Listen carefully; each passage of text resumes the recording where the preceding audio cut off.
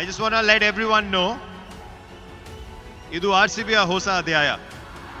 విరాట్ కోహ్లీ కన్నడలో మాట్లాడుతున్నాడు కానీ ఏమంటున్నాడో అర్థం కాలేదు కదా.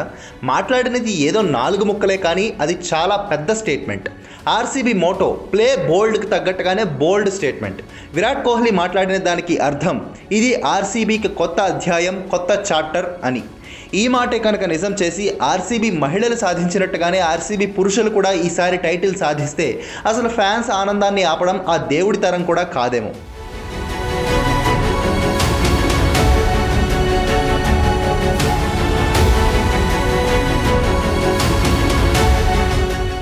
ప్రతి ఏడాది ఐపీఎల్ ముందు ఆర్సీబీ నిర్వహించే అన్బాక్స్ ఈవెంట్ ఈసారి కూడా చిన్నస్వామి స్టేడియంలో ఘనంగా జరిగింది.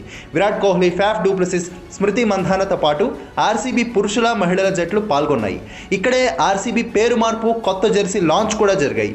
ఆ సందర్భంగానే విరాట్ మాట్లాడుతూ ఇది ఆర్సీబీ కొత్త అధ్యాయం అన్నాడు. విరాట్ కాన్ఫిడెన్స్ చూస్తే ఈ సీజన్ జట్టుపై అంచనాలు మరింత పెరిగిపోతున్నాయి. అంతేకాక తనను 16 ఏళ్లుగా ఆదరిస్తున్న బెంగళూరు ఫ్యాన్స్ కోసం ఓ 4 పదాలు కన్నడలో మాట్లాడడం వారికి మరింత ఆనందాన్ని కలిగిస్తున్నాయి.